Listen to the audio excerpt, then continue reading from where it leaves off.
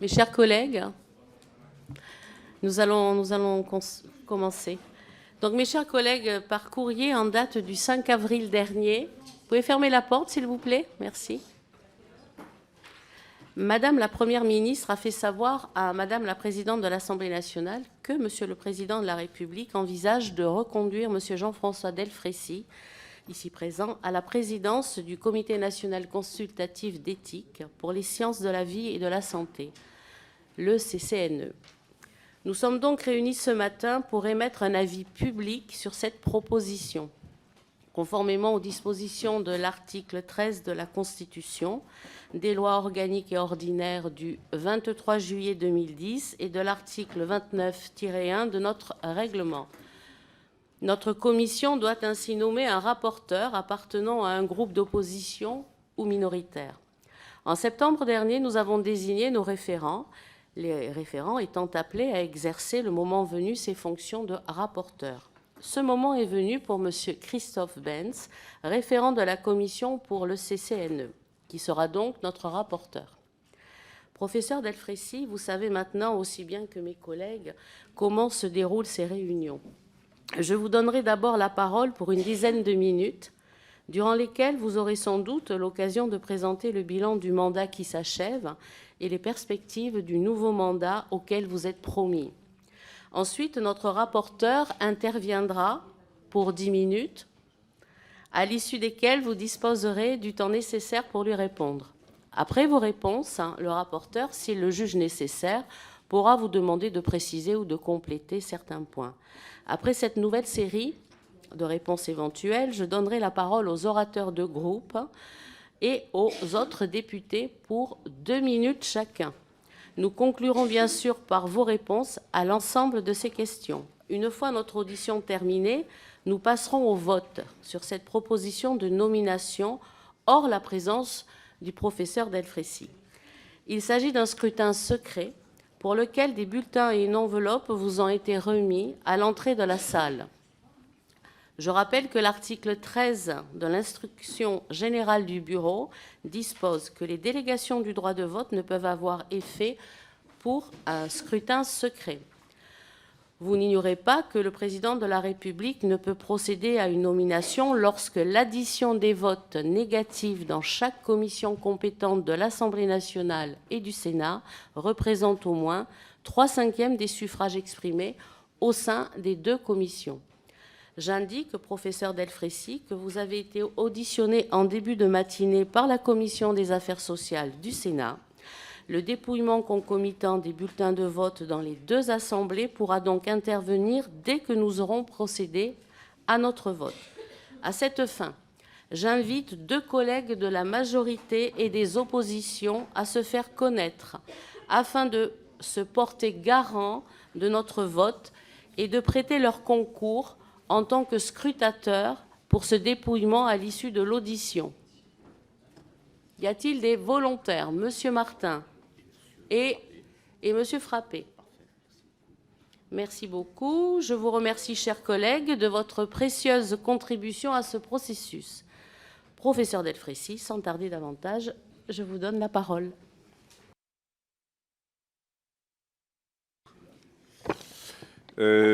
Bonjour à tous. Merci, Madame la Présidente. Bonjour, Mesdames les députés, Messieurs les députés. Rapidement, pour me présenter, Jean-François Delfraissy, je suis professeur d'immunologie émérite à Paris-Saclay, hôpital de Bicêtre à PHP. Je suis un spécialiste des interactions entre notre système immunitaire, l'immunologie, et les virus, la virologie. J'ai démarré ma carrière avec l'époque du sida, et je dis que je suis un bébé sida avec beaucoup de cheveux blancs, qui m'a forgé une certaine vision de la médecine vis-à-vis de la relation entre médecins et citoyens.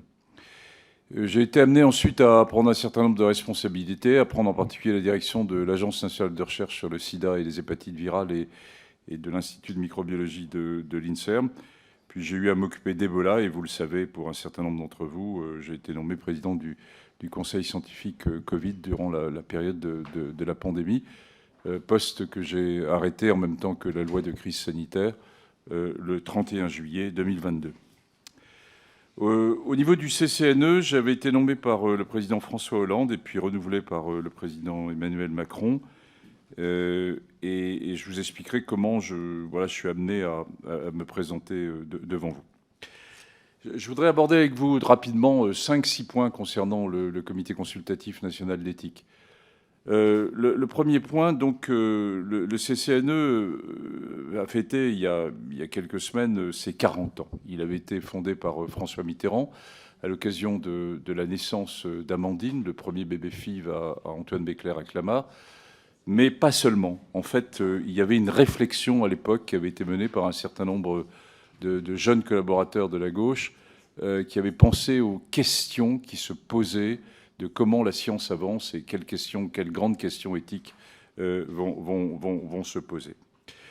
À la suite de ça, il y a eu une longue histoire du CCNE sur laquelle je ne reviendrai pas. Et je voudrais seulement vous donner 2-3 points forts, je dirais, des dernières années de mon mandat. En 2018, le CCNE a organisé les premiers étages généraux de la bioéthique en prévision de la construction de la loi de bioéthique. Et c'est à cette occasion que nous avons élargi la vision du CCNE sur les territoires, en particulier avec les espaces éthiques régionaux. La loi de bioéthique ensuite a été votée, vous avez voté en 2021, c'est vos prédécesseurs qui ont voté en 2021, avec un nouveau statut pour le CCNE, d'une part avec l'arrivée de membres de la société civile qui font partie maintenant du comité plénier du CCNE, et puis l'ouverture sur des champs nouveaux autour, par exemple, de l'environnement.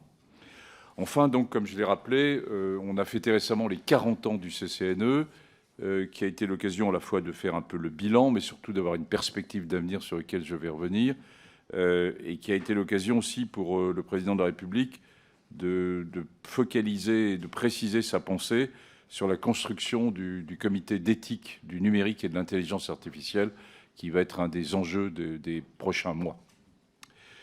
Alors, quelle vision pour le CCNE ? 4 grands objectifs.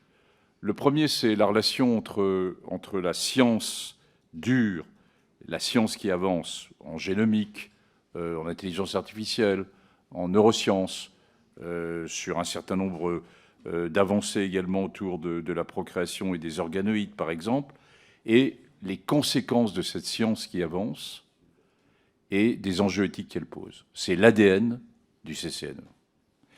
Le deuxième grand point, c'est finalement la société civile a changé. Elle a changé depuis 50 ans, depuis 40 ans en tout cas, le démarrage du CCNE, et tout en continuant à avoir de grandes valeurs qui sont intangibles, il faut également qu'on accompagne dans une certaine mesure ces changements de la société.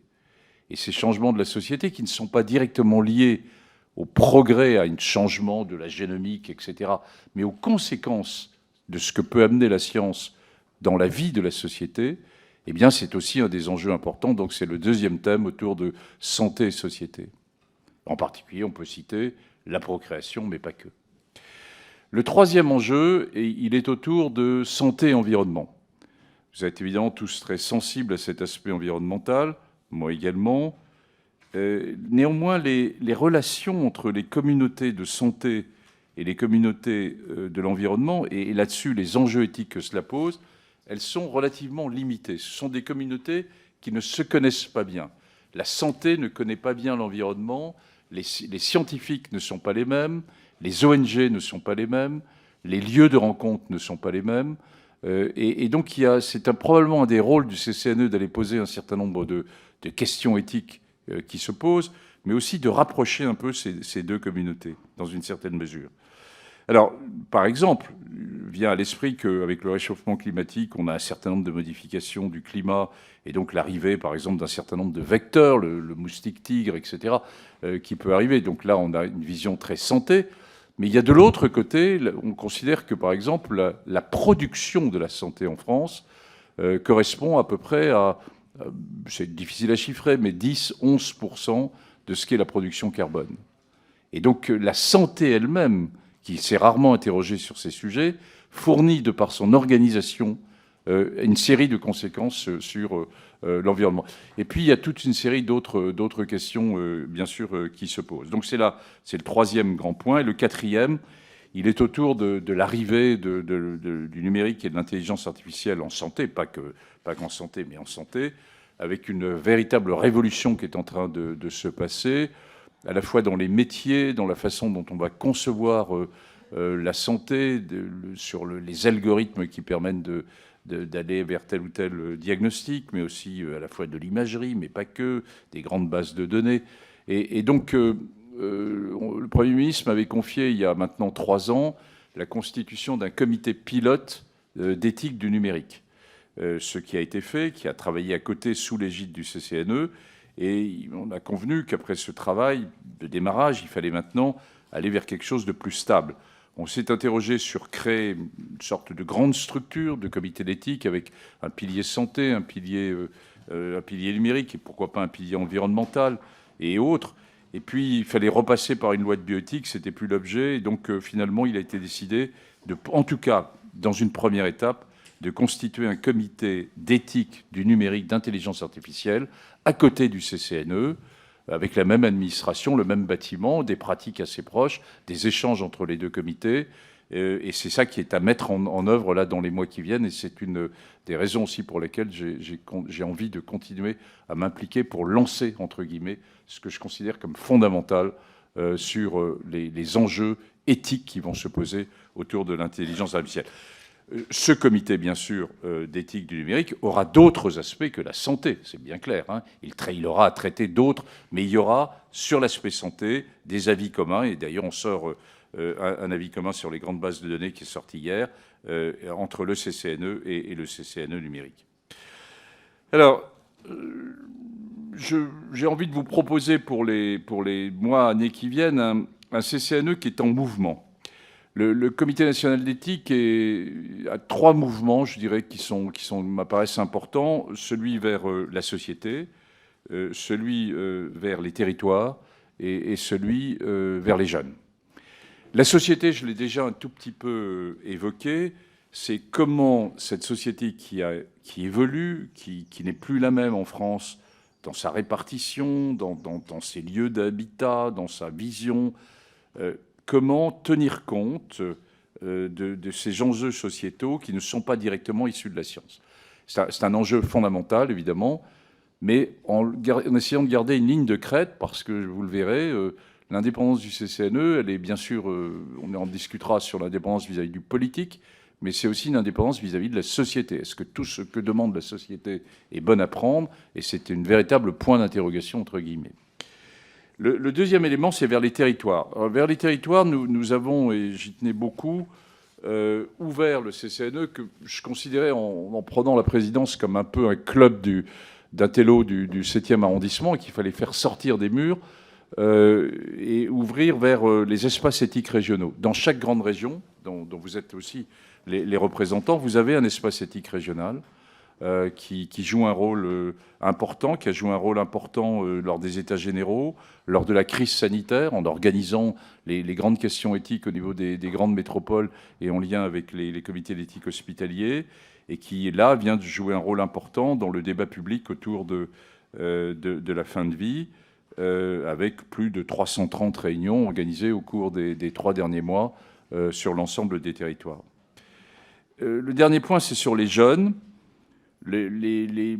L'éthique est, bon, probablement avec raison quand même, considérée qu'apportée par des messieurs ou des dames et des messieurs d'un certain âge qui ont une sorte, je ne sais pas s'il y a une forme de sagesse, j'en suis pas sûr, mais en tout cas une forme de temps à y consacrer. Et à l'inverse, c'est une erreur. C'est une erreur profonde parce que les enjeux éthiques, les enjeux de nos valeurs, sont apportés bien sûr beaucoup plus tôt. Hein. Et on le voit bien, et jusqu'à maintenant l'éducation nationale était relativement fermée, mais il n'y a pas que l'éducation nationale. Je suis frappé par le fait que dans les facultés de médecine, jusqu'il y a peu de temps, il y avait très peu d'enseignements autour de l'éthique médicale. Il y avait plus d'informations dans les écoles d'infirmières que chez les médecins. Les doyens sont en train de changer. On a fait un très gros travail avec la conférence des doyens. Et je pense que l'ouverture des facultés de médecine sur les universités et d'en faire des facultés de santé va permettre d'aller dans ce sens-là. La même démarche doit être effectuée au niveau de l'éducation nationale. Et vous savez que tout se joue dans les programmes. Et donc, je dois voir là, et c'est un des enjeux importants, à la fois le Conseil des inspecteurs de l'éducation nationale qui fait les programmes, de façon à ce qu'on revienne à un certain nombre de grandes valeurs à instituer et à mettre entre nos jeunes et à partager, je dirais, pour faire démocratie, pour apprendre à vivre ensemble, plus qu'on ne le fait. Alors, c'est des choses que vous connaissez beaucoup mieux que moi, mais sur lesquelles l'éthique et la formation des plus jeunes est un élément important. Et je voudrais terminer par 3 points rapides. L'indépendance du CCNE. Comment peut-on être indépendant alors même que le président du CCNE est nommé par le président de la République, hein, ce lien quand même et un certain nombre de membres du CCNE sont nommés par une série d'institutions. Comment préserver l'indépendance? C'est une vraie question à laquelle j'ai des éléments de réponse, parce que je viens de vivre ça de façon assez proche. Je vous rappelle que le CCNE est une institution dite indépendante, administrative indépendante. Et notre indépendance, elle peut être dans les textes, mais elle est surtout sur le terrain, comment ça se passe. Et je vois 3 éléments pour la maintenir. Le premier, c'est qu'on peut s'auto-saisir. C'est-à-dire qu'on a des saisines du politique, des saisines de grandes administrations, mais on peut s'auto-saisir dessus. Et à partir du moment où vous pouvez vous auto-saisir d'un sujet, vous êtes maître de votre agenda pour poser sur la table des sujets qui plaisent ou des sujets qui ne plaisent pas. Le deuxième élément, qui est un élément plus subjectif, mais sur lequel je suis probablement quelqu'un qui connaît bien ce milieu, qu'il n'y a pas plus indépendant que les médecins et les chercheurs. Hein. Nous ne sommes pas on n'est pas des énarques. Hein. On est dans une perspective de recherche et de soins.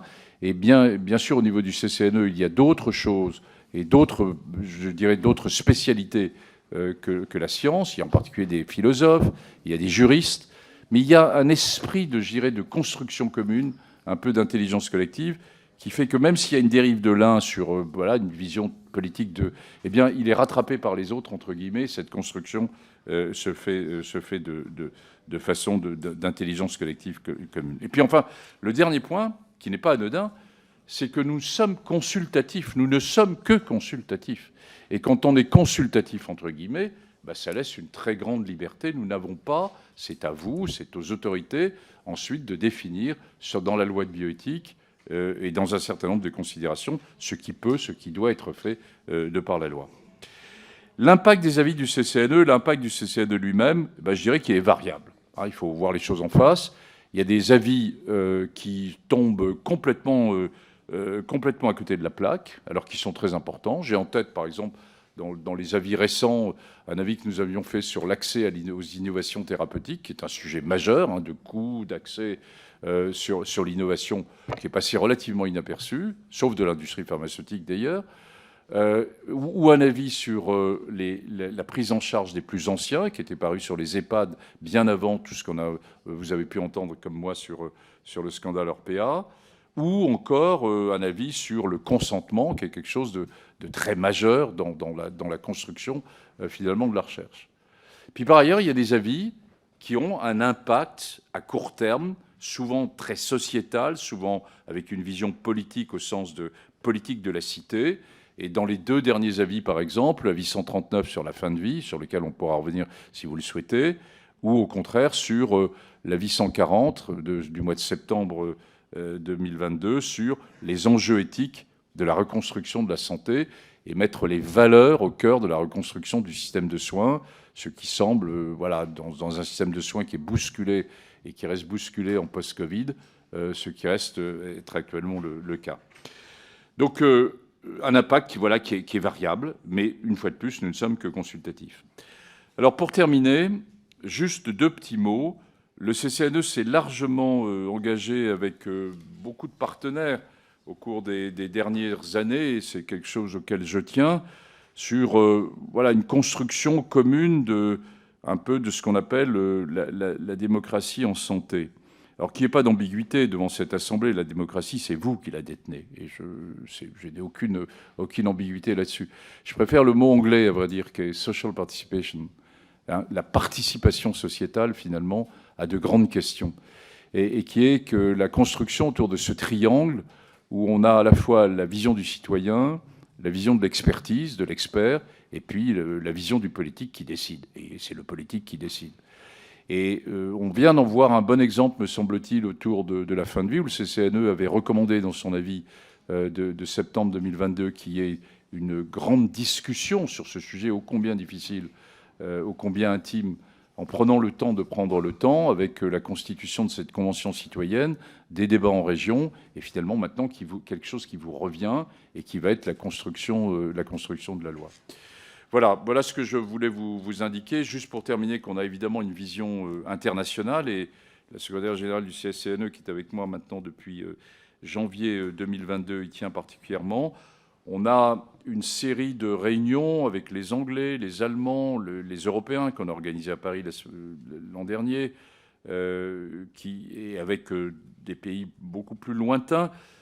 Bon, la France continue d'être regardée dans la construction de la bioéthique à la française, avec ce modèle très particulier qui est, d'une part, un comité national d'éthique, qui, je vous rappelle, a été le premier comité qui a été constitué au monde. Deuxièmement, la loi de bioéthique qui revient tous les 5 ou 6 ans, avec les points forts, les points plus faibles d'une loi tous les 5 à 6 ans. Et troisièmement, ce débat citoyen autour des états généraux qui se montent, c'est quelque chose qui est très regardé. Je sais bien qu'en France, on se tire toujours une balle dans le pied pour dire que les choses vont très mal, mais qu'il y a une vraie réalité qui est que nous sommes regardés sur la construction des grands enjeux éthiques, avec toutes les difficultés qu'il y a de partager, pas toujours, hein, un certain nombre de visions, plus faciles avec les démocraties européennes qu'avec certaines autocraties de pays plus lointains. Voilà, c'est cette vision internationale que nous allons aussi encore plus porter là dans les 2 années qui viennent. Je vous remercie. Je vous remercie, professeur. Je vais donner maintenant la parole à notre rapporteur, monsieur Christophe Benz, s'il vous plaît. Merci, Madame la Présidente. Monsieur le Président, chers collègues, il est demandé aujourd'hui à la représentation nationale d'auditionner M. Delfraissy et de nous positionner sur la demande du Président de la République, Emmanuel Macron, de proroger de 3 ans le mandat du Président du Comité consultatif national d'éthique. Cet exercice suppose de dresser un bilan des mandats écoulés et de juger de l'opportunité et de la pertinence de cette prorogation au regard des éléments dont nous allons débattre maintenant. La prorogation du mandat du président du CCNE est en réalité la prolongation de la volonté politique d'Emmanuel Macron et de son agenda législatif. En effet, cette demande du président de la République ne peut être décorrélée des velléités de certains de faire évoluer la loi sur la fin de vie vers l'aide active à mourir et ou le suicide assisté. Et cela implique par ailleurs de dresser le bilan de la politique sanitaire du gouvernement lors de la période de la crise Covid. Sur le premier sujet, je tiens à alerter sur les dangers d'une évolution législative vers l'euthanasie active. L'actualité des débats sur la fin de vie précipite les Français et les législateurs que nous sommes, alors que la loi Claes-Leonetti, qui bénéficie plutôt d'un consensus dans l'opinion et répond à l'écrasante majorité des cas, n'est pas totalement appliquée et que nombre de territoires connaissent de graves carences en matière d'accès aux soins palliatifs dans notre pays. Emprunter la voie de l'aide active à mourir sans avoir assuré un accès aux soins digne et de proximité dans tous les territoires, c'est prendre le risque d'ébranler gravement les fondements humains, éthiques et anthropologiques de la société française, de le faire au détriment du nécessaire développement des soins palliatifs dans notre pays. Je note que le CCNE a posé un certain nombre de questions de nature éthique afin d'éclairer le débat, et c'est bien son rôle, tout en préconisant une évolution vers le suicide assisté. De son côté, la Convention citoyenne a émis un rapport sur les attentes d'un échantillon de la population française. J'ai pu interroger la présidente de la Convention la semaine dernière au sein du groupe d'études sur la fin de vie pour alerter sur les dangers de conclusions biaisées de la Convention. Emmanuel Macron, pour sa part, s'est récemment déclaré favorable à l'antimodèle, en réalité belge, sur l'euthanasie. le gouvernement nous annonce un projet de loi dans les mois à venir. On constate donc qu'il y a bien une accélération du calendrier, alors qu'il nous faudrait développer les soins palliatifs pour tous, sans franchir la barrière de civilisation de l'euthanasie ou du suicide assisté. Dans un contexte social où la colère légitime des Français s'exprime partout, après le passage en force de l'injuste réforme des retraites, l'accélération de ce débat risque de fracturer et brutaliser encore davantage les Français sur un sujet sensible qui touche à l'intime, à nos convictions les plus profondes, et questionne en réalité la civilisation humaine que nous voulons. De nombreuses voix s'élèvent aujourd'hui pour mettre en garde sur ce danger, notamment parmi les soignants, et en particulier les équipes médicales de soins palliatifs, qui sont au contact des réalités au quotidien. Même François Bayrou, pourtant membre de la majorité présidentielle, a encore exprimé la semaine dernière de fortes réserves, pour ne pas dire une véritable alerte, sur la construction, je cite, d'un service public pour donner la mort. Concernant maintenant le bilan de la politique sanitaire et sociale du gouvernement, il est, il faut bien le reconnaître, assez catastrophique. Le conseil scientifique que vous avez présidé, monsieur Delfraissy, a été, durant la crise Covid, un acteur majeur dans la décision publique et dans les choix politiques très contestables du gouvernement. Alors que ce gouvernement a dû faire face à une crise sanitaire, certes inattendue, les décisions gouvernementales ont eu des conséquences dramatiques sur notre société. Les confinements à répétition, sur lesquels d'ailleurs vous êtes revenu vous-même, l'ensemble des restrictions de nos libertés fondamentales, notamment dans l'accompagnement des familles, de proches défunts, une politique de vaccination arbitraire, dénuée de sens, des fermetures de lits d'hôpitaux par milliers qui accentuent la crise de l'hôpital public, et le tout sans écoute ni concertation suffisante avec les territoires ou encore les professionnels de santé. Les soignants courageux que la France entière applaudissait à 20h, il y a 3 ans de cela, se sentent aujourd'hui oubliés, voire méprisés. Ce constat pragmatique est partagé par les Français et de nombreux États européens qui ont assumé des choix de politique sanitaire différents. La responsabilité du gouvernement dans la gestion de cette crise sanitaire est lourde. Les choix successifs qui ont été faits s'avèrent être les mauvais. Ainsi, en plus d'un positionnement discuté sur les enjeux bioéthiques et anthropologiques, le vote sur la prorogation de votre présidence au CCNE constitue en réalité un vote de confiance ou non envers la politique sanitaire et sociale d'Emmanuel Macron et de son gouvernement. J'en conclus, la politique d'Emmanuel Macron et de son gouvernement est, depuis 6 longues années, une succession d'incompréhensions, de déconnexions et d'échecs, mais aussi de brutalité, de mensonges et de mépris. Telles sont les raisons du rejet de cette politique, notamment sanitaire, dans l'opinion publique française. Ce bilan ne nous inspire aucune confiance. Je vous remercie. Oui, monsieur Delfraissy, professeur, vous désirez répondre? S'il vous plaît, un peu de silence. Vous désirez répondre, monsieur Delfraissy?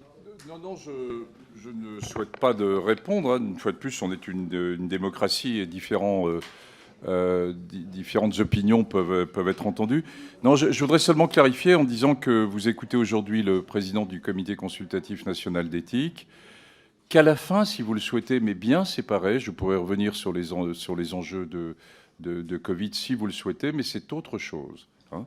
Et j'ai toujours bien séparé, en me mettant d'ailleurs à côté et en quittant la présidence du CCNE pendant les 6 mois les plus difficiles du premier confinement et du deuxième confinement, et en confiant le CCNE à la vice-présidente. Voilà, c'est juste ce point-là que je voulais dire. Je vous remercie. Je vais maintenant céder la parole au groupe politique. Donc, monsieur Didier Martin pour le groupe Renaissance.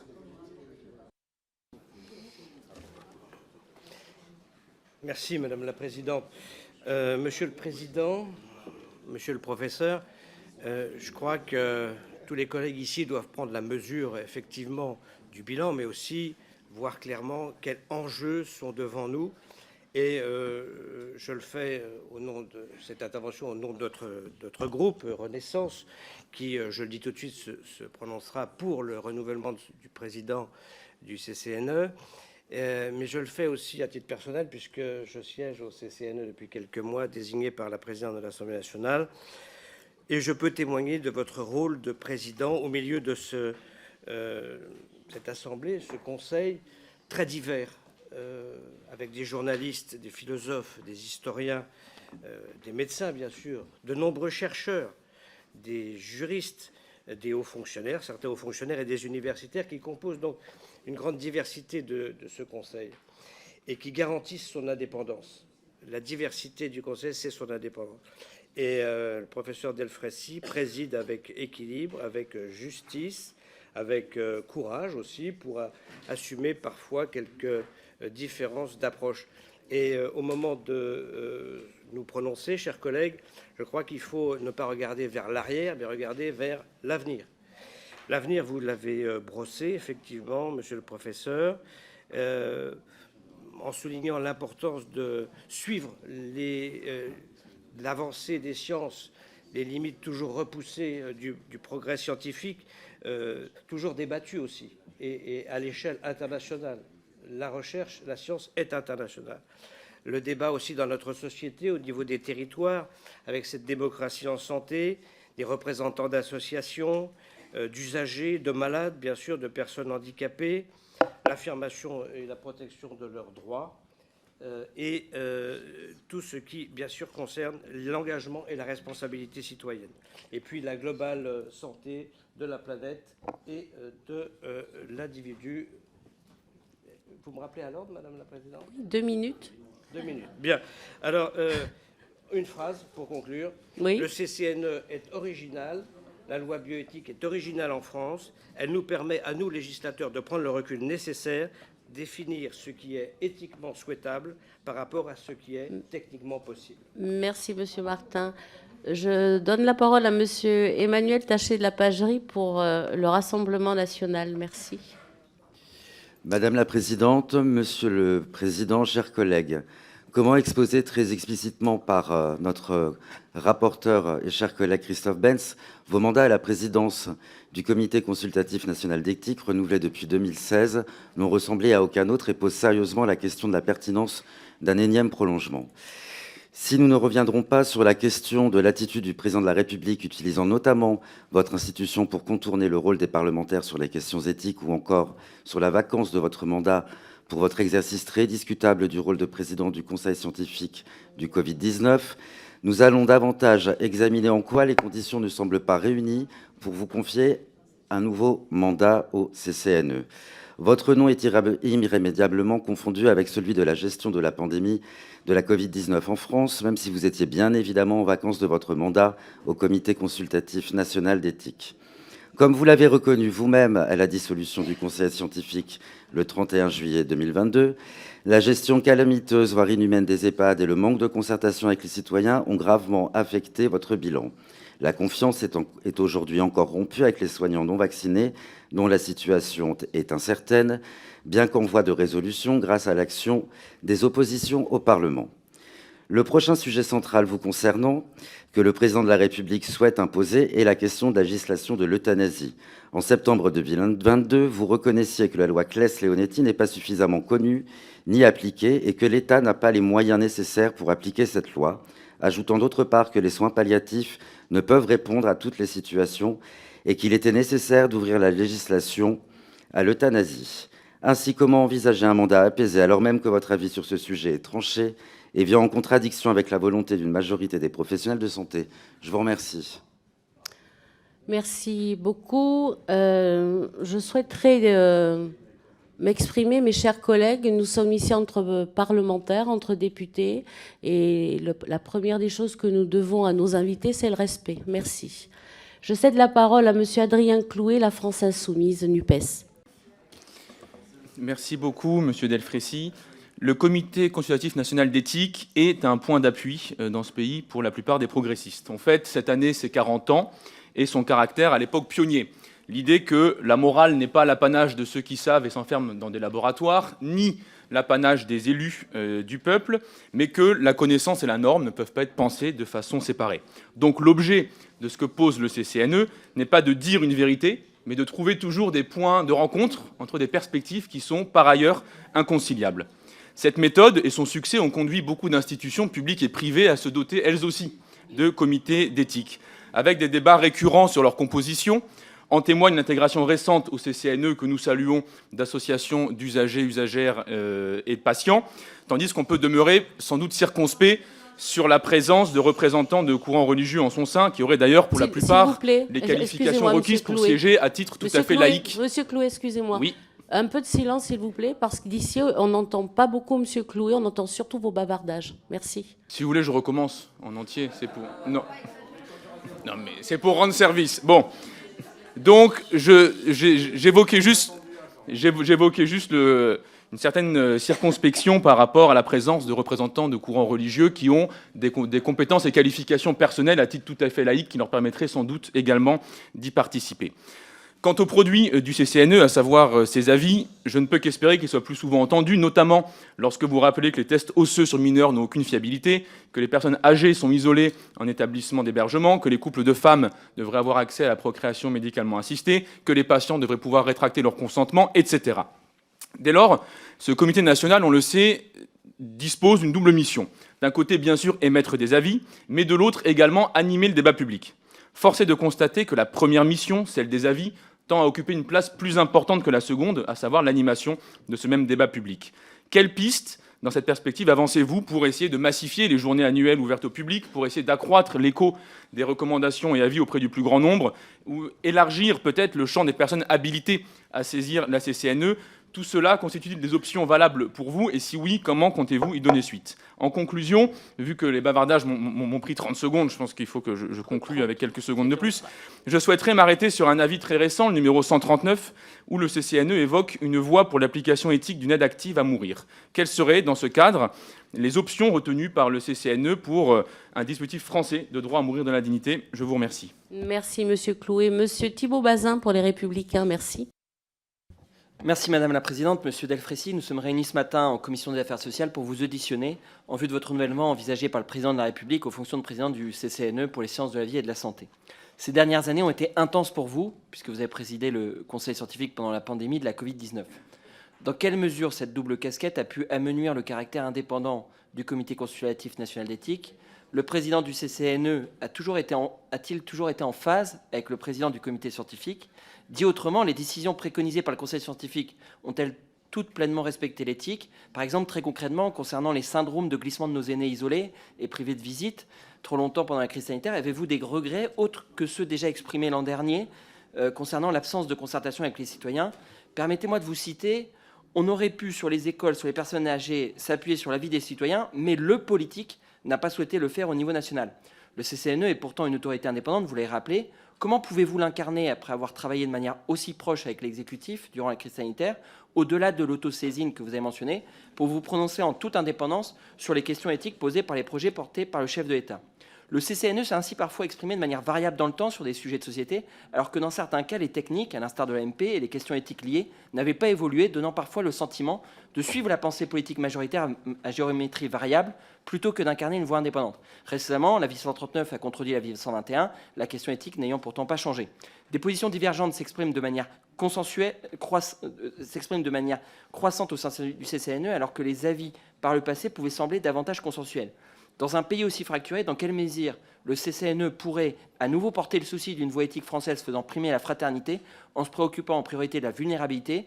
Et quelle articulation avec les règles déontologiques pour les professionnels? Enfin, les avis du CCNE sont parfois médiatiquement résumés par une approche qui peut sembler incomplète, faisant abstraction des conditions à remplir, des précautions à prendre en compte. Quelle responsabilité le CCNE peut porter dans la communication de ses propres avis afin que leur présentation extérieure leur soit bien conforme? Et enfin, dans un contexte de ressources budgétaires et humaines limitées, n'y a-t-il pas un enjeu éthique d'allocation de ces ressources? Merci, Monsieur Bazin. Monsieur Olivier Falorni, pour Modem et Indépendants Démocrates. Merci Madame la Présidente, Monsieur le professeur Delfraissy. Vous êtes président depuis 2017 de cette belle institution publique indépendante qui est le CCNE, qui vient de fêter, comme vous l'avez dit, ses 40 ans. La mission initiale du CCNE était de donner des avis sur les problèmes éthiques et les questions de société soulevées par les progrès de la connaissance dans les domaines de la biologie et de la santé. Sa mission s'est élargie en 2011 à l'organisation de débats sous forme d'états généraux, et la nouvelle loi de bioéthique promulguée en 2021 a encore élargi ses missions aux conséquences sur la santé, des progrès de la connaissance dans tout autre domaine, tel que le développement de l'intelligence artificielle ou l'environnement. La réflexion éthique est donc rendue plus que jamais nécessaire par l'étendue croissante de ce vaste champ d'interrogation, et elle oblige ainsi à se questionner sur les principes qui définissent la notion même de progrès. Alors un très gros travail a été mené ces dernières années, et pour ne prendre que 2021 et 2022, plusieurs aspects sont à souligner. Durant la crise sanitaire, le CCNE a bien sûr été sollicité sur les enjeux éthiques des stratégies vaccinales contre la Covid-19, qui a démontré sa capacité à réfléchir dans l'urgence.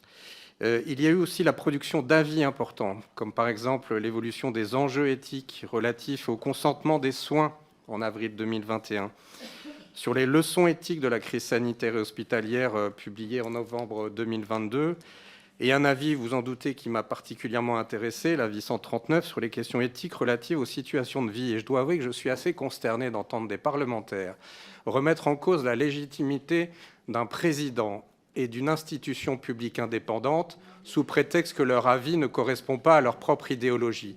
Je trouve ça consternant. Monsieur le Président, au nom du groupe démocrate, je veux vous dire notre soutien sans réserve, notre admiration pour le travail que vous avez mené et notre vote unanime pour le renouvellement de votre mandat. Merci, Monsieur Falorni. Monsieur Arthur Delaporte pour les socialistes et apparentés NUP.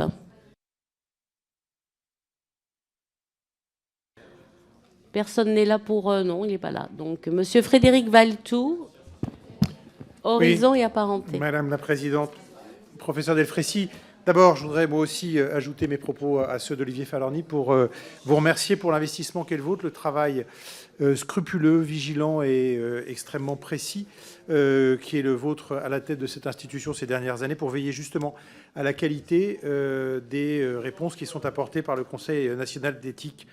Le comité d'éthique est devenu une institution majeure, ça a été rappelé, vous l'avez vous-même rappelé, depuis 40 ans et a pris une place majeure, notamment en faisant évoluer un certain nombre de compréhension et d'appréhension sur les sujets qui ont été depuis 40 ans traités. Je vais en citer quelques-uns qui ont permis de vraies avancées de la réflexion collective dans notre pays, notamment l'avis sur les prélèvements de tissus d'embryons et de fœtus morts en 1984, celui sur l'expérimentation médicale et scientifique sur des sujets en état de mort cérébrale en 1988, et enfin l'avis sur la non-commercialisation du corps humain en 1990, autant de dates qui marquent les grandes évolutions de la réflexion collective sur les sujets éthiques. Les débats autour de l'avis 139 qui ont été évoqués, qui ont été repris par certains orateurs, montrent effectivement le rôle de boussole important qu'a, au fil du temps, gagné le Comité national d'éthique dans sa manière d'aborder et d'ouvrir les débats. Si le CCNE est devenu un acteur majeur, on le voit aussi donc à la vigueur des débats que provoquent ces avis, et notamment peut-être sur cet avis 139, faudrait-il y revenir pour essayer de bien poser pour comment, effectivement, en apparence, le comité est passé d'une expression d'un net refus de dépénaliser l'euthanasie et le suicide assisté dans un avis de juin 2013 à une évolution de sa pensée et de ses préconisations 9 ans plus tard. Je souhaiterais, moi, poser la question suivante. Vous avez évoqué le rôle du CCNE comme acteur majeur de la démocratie en santé.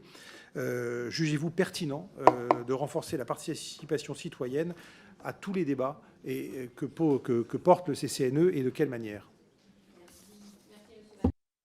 Merci, Monsieur Valletoux. Madame Sandrine Rousseau pour les écologistes NUPES. Merci, Madame la Présidente. Monsieur le professeur, j'ai plusieurs questions au nom du groupe à vous poser, donc je vais essayer de les enchaîner pour toutes pouvoir les poser. Alors, la première, c'est concernant la fin de vie. Savoir comment les travaux menés par la Convention citoyenne sur la fin de vie vont-ils venir nourrir la position du CCNE, puisque le texte de la Convention va plus loin que la position actuelle du CCNE en posant la nécessité de mettre en place à la fois le suicide assisté et l'euthanasie. De même, en matière de fin de vie, vous le savez, il y a une véritable tension entre le rôle prépondérant des médecins et l'avis des patients et des familles, parfois mis au second plan, comme en témoignent les directives anticipées non prises en compte dans un certain nombre de situations. Que préconisez-vous pour réconcilier tous les acteurs et actrices de la fin de vie sur l'IVG ? Quels sont les leviers dont dispose le CCNE pour alerter sur la tension, voire la pénurie de pilules abortives connues en France actuellement? La délivrance d'une licence obligatoire est-elle, selon vous, une solution? Sur le travail, et c'est une question importante, en 2007, la possibilité pour les employeurs de contester les certificats médicaux jugés complaisants ou tendancieux auprès de l'Ordre des médecins a été instituée. Aussi, de plus en plus de médecins se voient mis en cause par des employeurs qui réfutent le rapport de causalité posé par les médecins entre la dégradation de l'état de santé et de leurs patients et leur emploi. Certaines procédures de reconnaissance de maladies professionnelles se sont transformées en guerre judiciaire entre des entreprises, des médecins et des patients désabusés. Ne voyez-vous pas dans cette possibilité accordée aux employeurs de contester une décision médicale un risque éthique pour les médecins? Certains médecins disent d'ores et déjà ne plus oser délivrer de certificats à leurs patients par peur d'éventuelles conséquences. Sur les questions d'environnement, comment le CCNE intègre-t-il la question de la santé environnementale dans ses travaux? Sur la transidentité, le CCNE s'était prononcé en faveur de la PMA pour les couples de femmes et femmes seules. Un avis futur sera-t-il publié sur la PMA pour les hommes trans? Il était également à noter que les personnes trans se voient régulièrement refuser le droit à la conservation de leurs ovocytes au moment de leur transition de genre. Si vous êtes reconduit à la tête du CCNE, ce chantier fera-t-il partie de vos priorités? Merci Madame Rousseau. Monsieur Pierre Dharréville pour la gauche démocrate et républicaine NUPES. Merci Madame la Présidente. Monsieur le Président, vous avez dernièrement, le 7 novembre 2022, émis un avis concernant la refondation du système de soins français sur un fondement éthique. Cet avis soulignait que l'éthique n'est ni optionnelle ni facultative dans les politiques de santé. Il demandait également à ce que les conditions de travail des soignants soient revalorisées pour être plus attractives et favoriser les dynamiques participatives, l'autonomie des pratiques. L'avis conseillait également de renforcer et développer la démocratie représentative en santé en assurant une représentation large, la population, les habitants des différentes régions et territoires. Et vous appeliez donc à une réforme du système de santé qui placerait la personne au cœur de ses préoccupations en énonçant deux principes: un accès égal pour tous au système de santé et de soins et le respect inconditionnel des personnes soignées et de ceux qui les soignent. Des principes évidemment auxquels nous souscrivons pleinement. La question qui se pose, c'est de savoir quelles seront les suites données évidemment à cet avis. J'imagine que vous posez vous aussi cette question-là, et ce qui m'amène à poser une question plus large sur le statut de vos avis, leur nature, leur rôle au fil du temps. Peut-être qu'il y a eu une évolution. En tout cas, comment vous envisagez la place de ces avis dans le débat public?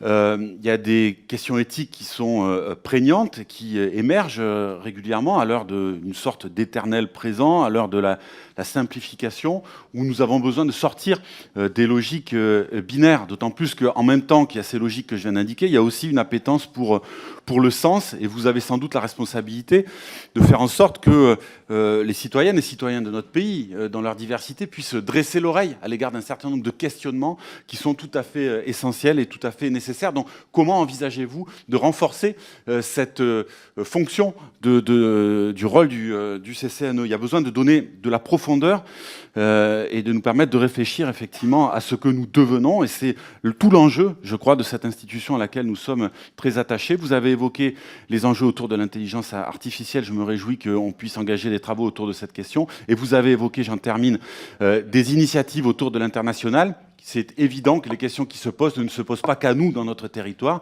elles se posent à toute l'humanité. Quelles initiatives prévoyez-vous en ce sens? Merci Monsieur Dharréville. Je cède la parole maintenant à Monsieur Colombani, s'il vous plaît, pour le groupe Elliott. Merci Madame la Présidente. Monsieur Delfraissy, chers collègues, le Comité consultatif national d'éthique que vous présidez a émis plusieurs propositions tentant à ouvrir la voie à la légalisation du suicide assisté. Vous avez également salué le travail remarquable de la Convention citoyenne sur la fin de vie, majoritairement favorable à une ouverture à l'aide active à mourir.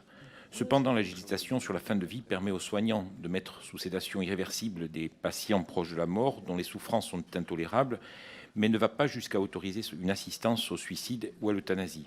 Aussi, l'Ordre des médecins s'est montré défavorable à ce que des soignants puissent participer à un processus menant à l'euthanasie. Plus de 800 000 soignants ont signé et rendu public un texte rejetant cette pratique qu'ils jugent incompatible avec le métier relevant du domaine des soins. Comment allez-vous appréhender cette difficulté? Je voulais Également, vous interrogez sur la place prise de plus en plus prépondérante des outils d'intelligence artificielle dans le diagnostic médical. Certaines des machines déjà installées, comme des scanners, intègrent déjà des outils d'intelligence artificielle. Au CHU de Dijon, un appareil a par exemple été entraîné sur quelques 100 000 examens afin d'améliorer automatiquement la qualité d'image et rendre les résultats plus lisibles par les radiologues. Quelle est donc votre position face à ce bouleversement technologique en train de s'opérer et comment préconisez-vous l'usage d'indispensables réflexions éthiques autour de ces enjeux? Je vous remercie. Merci, Monsieur Colombani. Je cède la parole maintenant à Monsieur Arthur Delaporte du groupe socialiste et apparenté NUPES. Oui, merci Madame la Présidente. Monsieur Delfraissy, merci de bien vouloir répondre à nos questions. Sur un sujet majeur, vous avez évoqué, mon collègue Dharréville l'a aussi mentionné, l'enjeu de l'intelligence artificielle. J'aurais aimé savoir si vous pouviez aller plus avant pour nous exposer quelles pouvaient être, selon vous, les conséquences du développement de l'intelligence artificielle à la fois sur la santé, sur l'usage des données et la nature, le traitement algorithmique de ces données, ce que l'on pouvait aussi penser du remplacement potentiel ou des effets sur le travail des professionnels de santé, du recours à l'intelligence artificielle qui se développe déjà, sur l'automatisation des diagnostics, sur la responsabilité des soignants qui en découle. Bref, voilà. Quelle est votre vision sur ce point? Je me permettrai, je ne crois pas que cette question vous ait été posée, alors qu'elle est finalement au centre de l'institution, mais de vous demander ce que vous voyez derrière le mot éthique. Qu'est-ce que c'est que pour vous l'éthique? S'agit-il finalement d'une adaptation de guides visant à finalement adapter les pratiques aux enjeux contemporains, ou s'agit-il plutôt d'un cadre qui se prolonge dans le temps et que voilà, qui sert de guide de conduite permanent, finalement, à nos actions, pour résumer simplement ce débat. Voilà, donc j'aurais souhaité avoir votre vision de l'éthique. Je vous remercie. Professeur, je vous laisse répondre à ces intervenants des groupes politiques. Merci. De très nombreuses questions et je vous en remercie.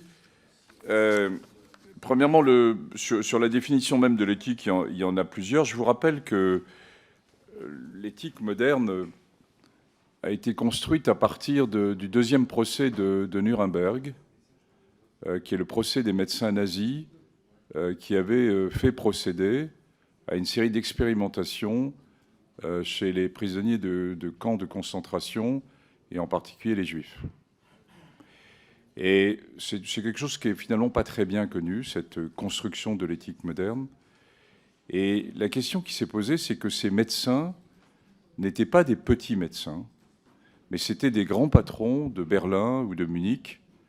Et à l'époque, la médecine allemande était très en pointe. C'est d'ailleurs une partie de ces médecins allemands sont partis ensuite aux États-Unis. Donc ça montrait bien cette grande question, comment à partir de questions médicales et d'avancées de la science, il faut que nous ayons un certain nombre de possibilités de freiner, de dire non à un certain nombre d'évolutions. Et donc, la construction de la bioéthique moderne s'est construite dans ce sens.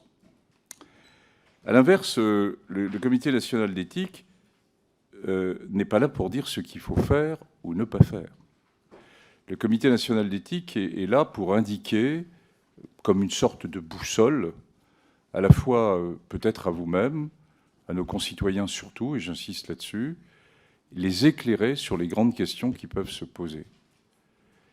Très clairement sur des questions très difficiles, et on viendra, je vous propose qu'on traite la fin de vie à la fin, que je regroupe l'ensemble des questions que vous m'avez posées, sur des sujets aussi intimes, touchant à l'humanité.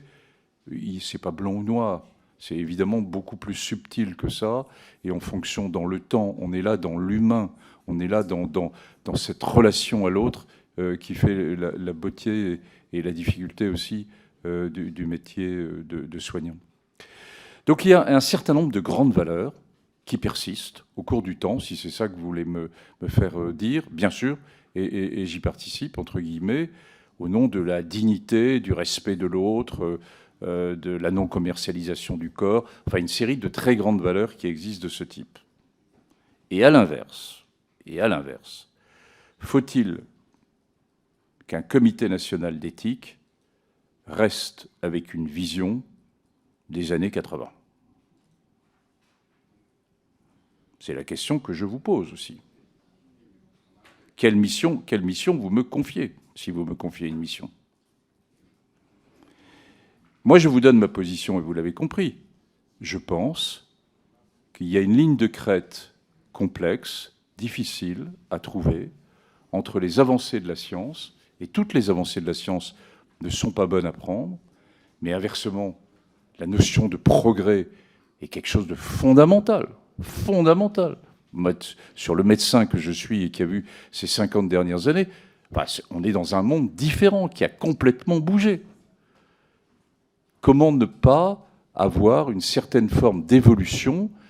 Évolution parce que la science va continuer d'avancer de façon massive, et de l'autre côté, on a une société française, en particulier chez les jeunes, qui est quand même un tout petit peu différente de ma génération. Voyons les choses en face. Et donc, la vision d'un comité d'éthique qui n'est pas là, une fois de plus, pour dire ce qu'il faut faire ou pas faire. Nous ne sommes que consultatifs, avec beaucoup d'humilité, entre guillemets, de discussion entre nous. Elle est là pour tenter d'éclairer sur des grands sujets. Alors maintenant, si je rentre dans des questions plus précises que vous m'avez posées, sur, je dirais, les enjeux autour de la santé, enfin du positionnement de la santé et en particulier du dernier avis du CCNE sur les enjeux éthiques de la reconstruction de santé en France. Je trouve que c'est assez illustratif des relations qu'il peut y avoir entre une institution indépendante et le pouvoir politique. Bon, c'est un fait. On est dans une situation très complexe, en post-Covid, mais pas seulement. Ça existait bien sûr avant, et je suis un hospitalier, rappelez-vous, hein, sur les tensions qui peuvent exister au niveau des soignants. Ma génération, je vais vous le dire, en est en partie responsable. Parce que nous avons toujours poussé au niveau des patrons aller toujours plus vers l'innovation et plus vers une médecine du soin, de la technicité, d'être dans une course entre guillemets. La France peut aussi bien faire en médecine que les États-Unis. Hein. Et peut-être que nous n'avons pas laissé suffisamment la place au temps de l'écoute, au temps de l'humain, au temps de la relation humaine entre les soignants, au sens très large du terme, et les patients. Si vous écoutez les patients actuellement, ils disent « mais un médecin qui m'écoute plus de 2 minutes, c'est déjà un miracle hein ». Et on voit bien comment les enjeux d'intelligence artificielle risquent ensuite de modifier ça. Et donc, dans cet avis du CCNE, nous avons souhaité 2-3 points. Premièrement, mettre en effet, comme vous l'avez très bien dit, qu'on ne pouvait pas faire l'impasse sur les enjeux éthiques et les grandes valeurs quand on était dans un système de soins. Et deuxièmement, qu'il faut remettre cette notion du temps au même niveau, et donc la comptabiliser au même niveau au sens de l'innovation. C'est-à-dire le temps passé par un médecin, le temps passé par une infirmière, le temps passé par une aide-soignante doit pouvoir être comptabilisé et au même niveau, je dirais, qu'une approche thérapeutique extrêmement nouvelle. Et c'est probablement ça qu'on a raté au cours des dernières années et qui est probablement rattrapable. Bon.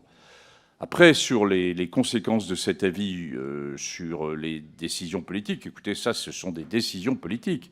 Moi, j'ai cru comprendre qu'il y avait une évolution complexe, difficile, et qui va prendre des années hein, pour remettre le système de soins français sur les rails. En sachant, et j'y reviendrai peut-être sur l'aspect Covid, que ce système de santé a tenu, hein, et qu'on doit féliciter l'ensemble des soignants.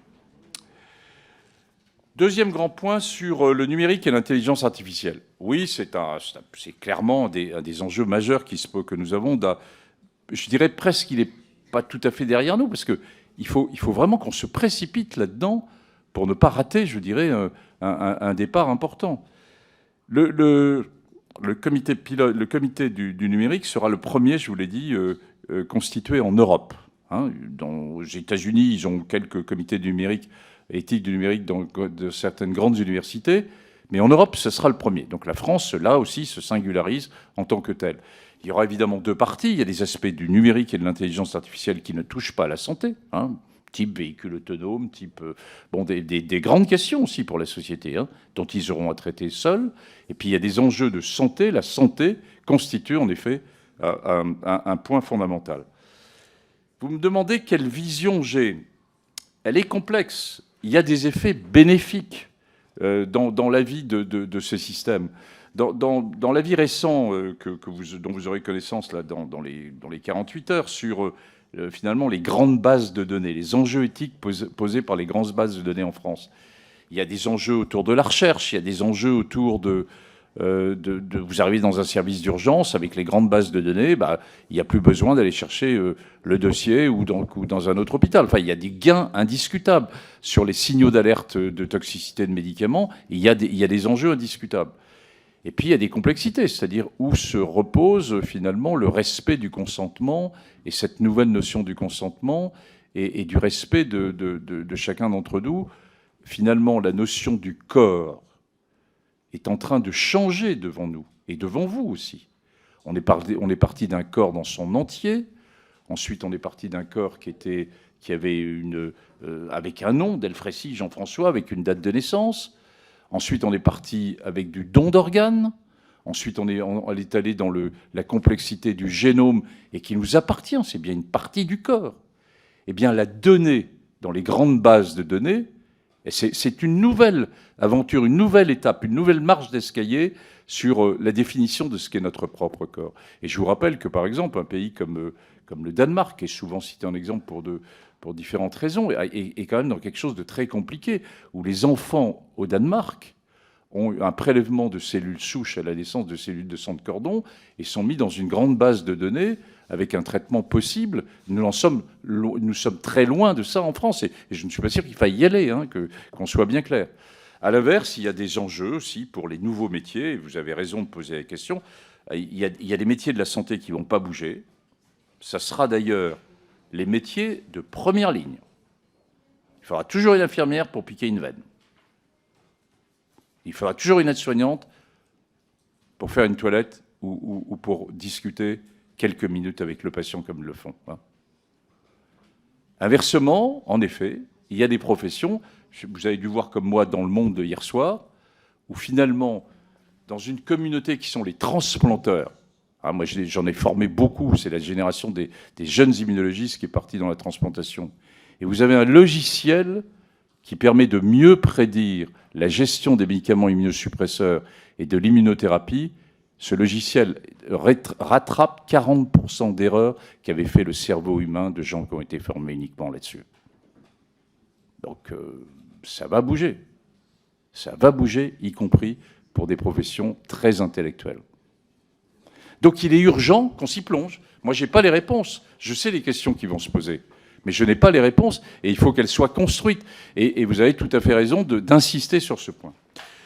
Un troisième grand point, me semble-t-il, que vous m'avez posé, c'est, bon, ok, le CCNE, mais qu'est-ce que vous faites pour la démocratie en santé, pour vous ouvrir sur les citoyens?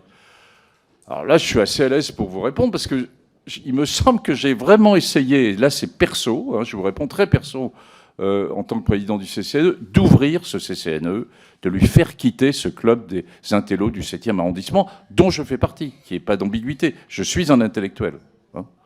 Mais pour l'ouvrir sur la société, et l'ouvrir encore plus. Après, vous savez, l'organisation de 330 débats en région sur la fin de vie, ou sur les états généraux, ça prend du temps, c'est de l'énergie, il faut s'en occuper. On est une toute petite structure. Hein. Il y a 5 personnes au CCNE. Hein. Toute petite structure. Hein. 5 personnes. Mais on va le faire. On va le faire parce que c'est fondamental. Hein. Et il faut véritablement qu'à la fois au niveau des citoyens, des plus jeunes, on s'ouvre et que le débat puisse s'installer. Et par exemple, je réunis les espaces éthiques régionaux mi-juin pour la prochaine étape après les débats sur la fin de vie. Et nous aborderons peut-être, c'est à eux de décider, on prend des décisions communes, hein, on ne leur impose rien, ça se discute avec les territoires.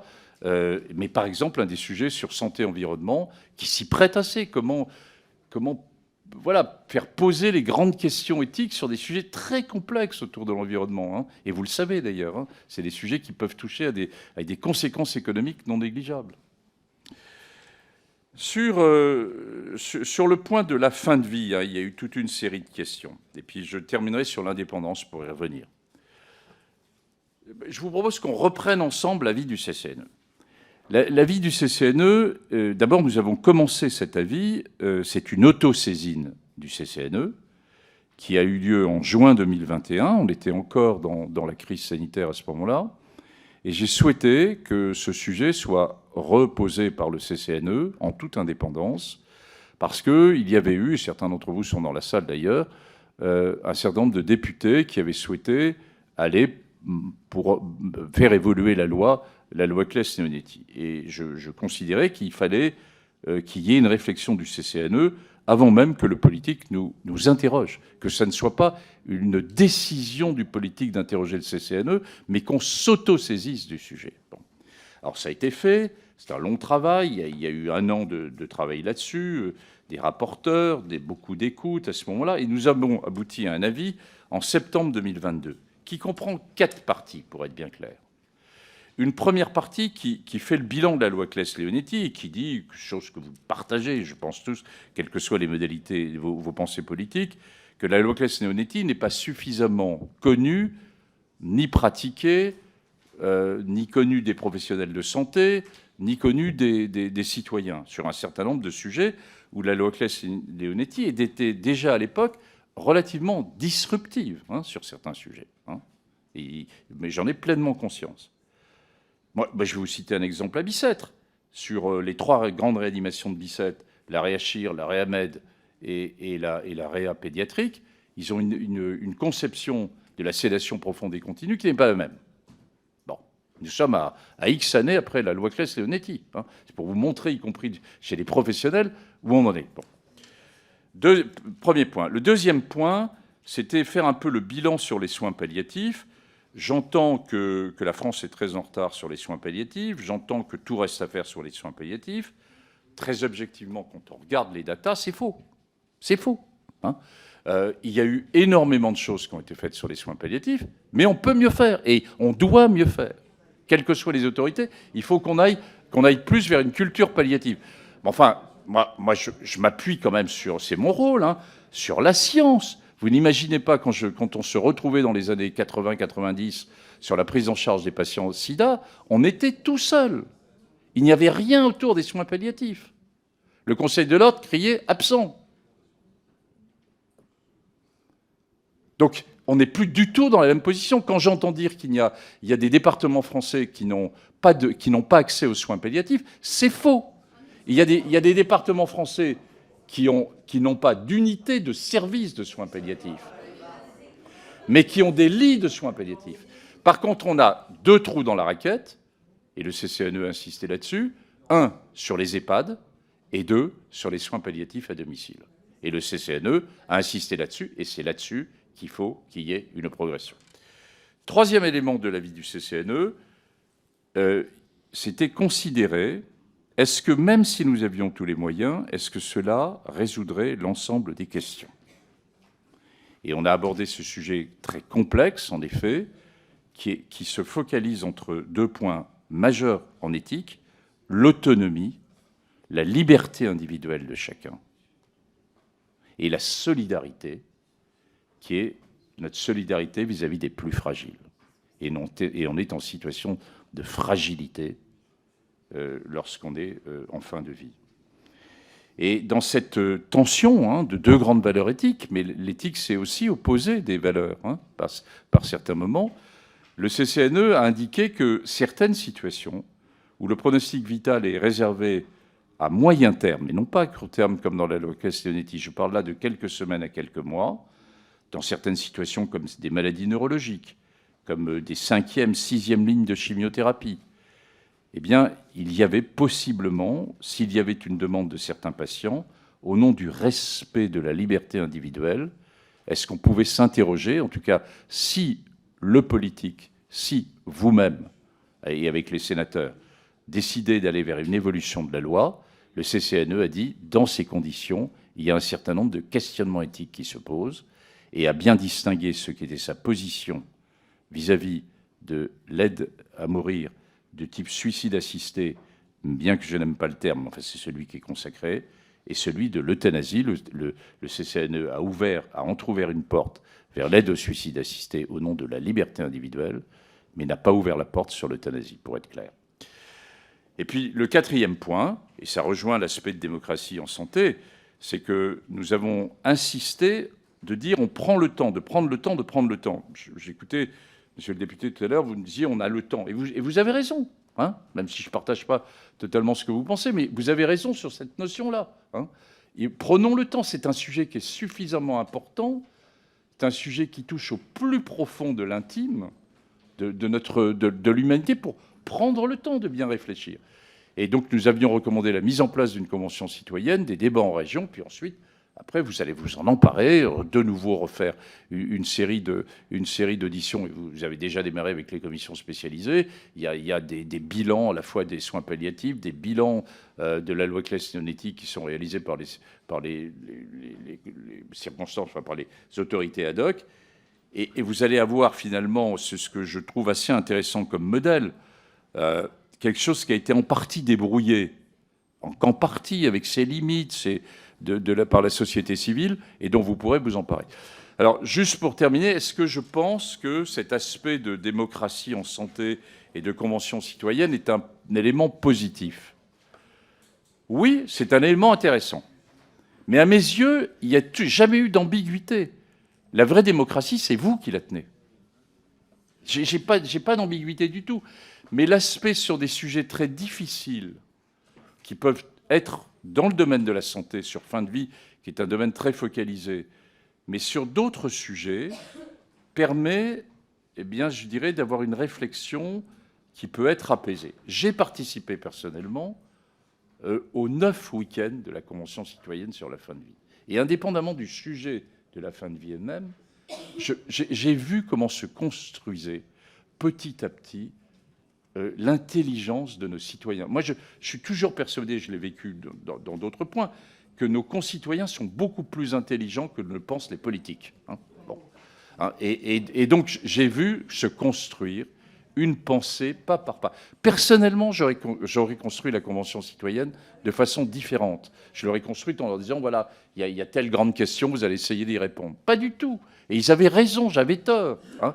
Ils l'ont construit petit bout par petit bout, chemin par chemin. On était à un moment donné avec 130 questions. Je me disais, mais mon Dieu, comment ils vont atterrir? Avec 130 questions, on était à 3 week-ends de la fin. Eh bien, ils ont atterri.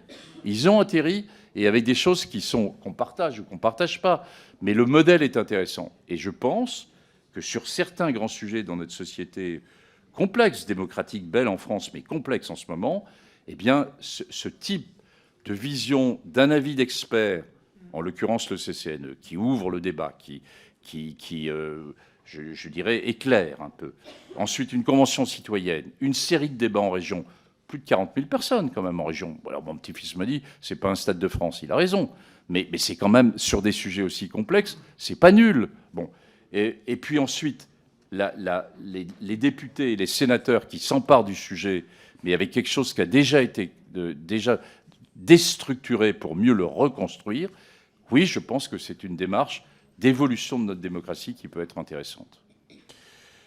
Voilà. Et ensuite, peut-être dernier point sur les questions que vous m'avez reposées, oui, sur l'indépendance. Écoutez, sur l'indépendance, que vous dire de plus? On est nommé par le président du CCNE, nommé par le président de la République. Donc, il y a une forme de dépendance, si je veux bien. Bon, ceux qui me connaissent savent que j'ai un franc-parler qui est très clair, qu'on peut être d'accord et qu'on peut être pas d'accord. Hein, et c'est bien d'ailleurs, hein, il faut que ça reste comme tel. Et puis surtout, le président n'est rien au niveau du CCNE. Je trouve que vous m'interrogez là aujourd'hui, mais c'est rien. Ce qui compte, c'est le groupe, et ça a été bien signalé par le député qui vous représente au sein du CCNE. C'est un exercice d'intelligence collective avec un endroit où on peut se dire les choses sans trop s'engueuler, en s'engueulant de temps en temps, où il y a une minorité qui peut s'exprimer. On n'est pas forcément dans le consensus mou. Et je pense qu'il y a quand même des choses qui tournent en France, hein, et que c'est un bien précieux qu'il faut qu'on conserve. Donc voilà ce que je voulais vous dire. À la fin, mais j'attends éventuellement s'il y a d'autres questions, je vous répondrai sur les aspects Covid, mais je veux bien le mettre à part. Parce qu'aujourd'hui, c'est le président du CCNE que vous avez renouvelé, et c'est le reste. Mais je dirai quand même 2-3 points, parce que je ne peux pas laisser raconter un certain nombre de choses. Bon. Merci, professeur, de votre éclairage sur des sujets très prégnants. Donc, je vais donner la parole à nos collègues députés qui se sont inscrits. Donc, Madame Nicole Dubré-Chirat pour 2 minutes. Merci Madame la Présidente. Monsieur le professeur, je salue avec un profond respect votre présence et votre parcours remarquable ancré dans le domaine de la santé publique et des virus. En tant que président du CCNE, vous coordonnez et exercez avec ses membres de nombreuses missions. Réflexion éthique, éclairage des décideurs publics, information et sensibilisation du public sur les enjeux sociétaux induits par les avancées scientifiques.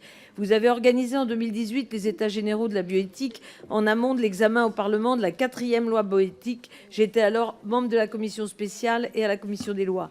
Cette consultation spéciale relative a connu un retentissement important. 271 événements, 21 000 participants, 154 auditions, une consultation en ligne de 65 000 contributions, avec 832 000 personnes qui ont exprimé leur avis à cette occasion. Sur la fin de vie, les espaces de réflexion éthique régionaux et le CCNE ont organisé 320 réunions sur l'ensemble du territoire français, ayant rassemblé plus de 35 000 personnes. Vous avez salué le travail mené par le CESE sur le même sujet, mené par la Convention citoyenne, et preuve, je vous cite, qu'il y a une possibilité d'intelligence collective. Alors que vous souhaitez poursuivre vos activités dans un nouveau mandat, pouvez-vous nous dire comment vous souhaitez faire évoluer cette instance, son organisation de participation citoyenne ou sociétale, comme vous le dites, et quelle coordination souhaitez-vous mettre en place avec d'autres organismes tels que le CESE, par exemple? Je vous remercie. Merci, Madame Dubré-Chirat. Madame Isabelle Valentin.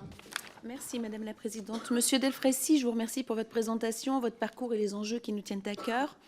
Vous le savez, à l'issue de la Convention citoyenne sur la fin de vie, le rapport remis au chef de l'État dresse 2 constats majeurs, à savoir une inégalité d'accès à l'accompagnement de la fin de vie et une absence de réponse satisfaisante face à certaines situations sur la fin de vie. Après de nombreuses réunions de travail dans ma circonscription avec les acteurs du soin, avec les familles, je dresse moi aussi ces 2 constats. En effet, il est utile de rappeler et de souligner que la loi Claeys-Leonetti, votée en 2016, constitue une véritable étape dans la fin de vie pour les Français. Néanmoins, l'application de ce texte reste partielle sur l'ensemble du territoire, car les moyens humains et financiers donnés ne sont pas à la hauteur des enjeux.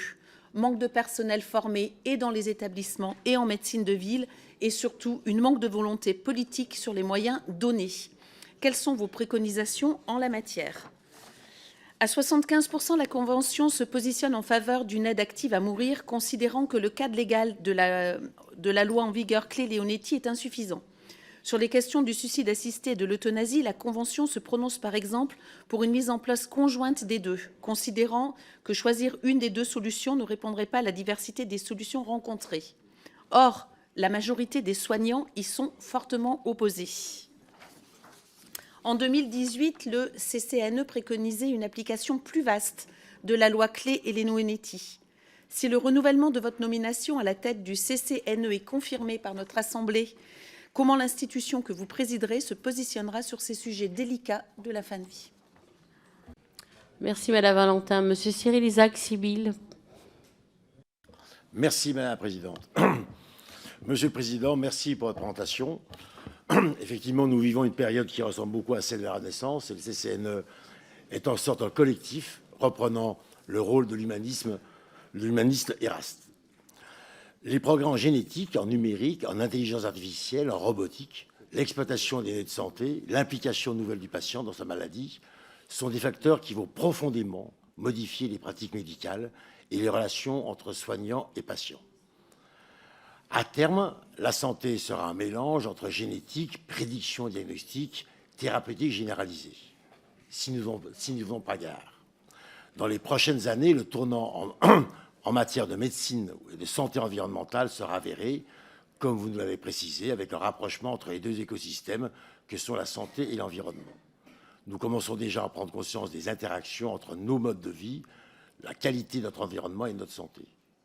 En parallèle, en raison des progrès en matière d'innovation et de sciences du vivant, il nous est possible désormais d'identifier les forces et les fragilités de notre génome, de poser des diagnostics, d'effectuer des modifications nécessaires pour éviter certaines pathologies. La médecine sera à titre principal non plus curative, mais préventive et prédictive. Les nouvelles technologies seront également utilisées pour mieux organiser nos systèmes de santé, pour faciliter l'accès aux soins. Tout ça grâce à un partage des aides de santé entre professionnels. Les questions qui se posent sont d'ordre social et humain. Vous avez répondu concernant la nécessaire relation humaine entre soignants et soignés. Cette nouvelle médecine ayant un coût de plus en plus élevé, j'ai une profonde préoccupation. L'assurance maladie sera-t-elle en capacité de proposer ces progrès à tous les Français? Devons-nous encourager de tels progrès si nous ne pouvons pas nous assurer que tous pourront en bénéficier? N'allons-nous pas vers une médecine à plusieurs vitesses? Je vous remercie. Merci, Monsieur Isaac Sibyl. Monsieur Philippe Juvin, s'il vous plaît.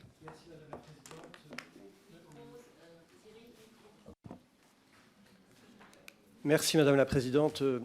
Monsieur le professeur, tout d'abord, même s'il ne s'agit pas du CCNE mais du Covid, vous en avez parlé, d'autres l'ont noté, je veux moi absolument vous dire combien je vous suis reconnaissant de l'action que vous avez menée ces dernières années dans une situation qui était éminemment mouvante, où les connaissances scientifiques évoluaient sans cesse et où l'incertitude primait. Je trouve que vous avez été, contrairement à ce qui a été dit par un certain nombre de collègues, une colonne vertébrale extrêmement utile au pays, et je voulais vous en remercier. Alors, je reviens maintenant sur la question du CCNE, puisque c'est quand même le sujet d'aujourd'hui.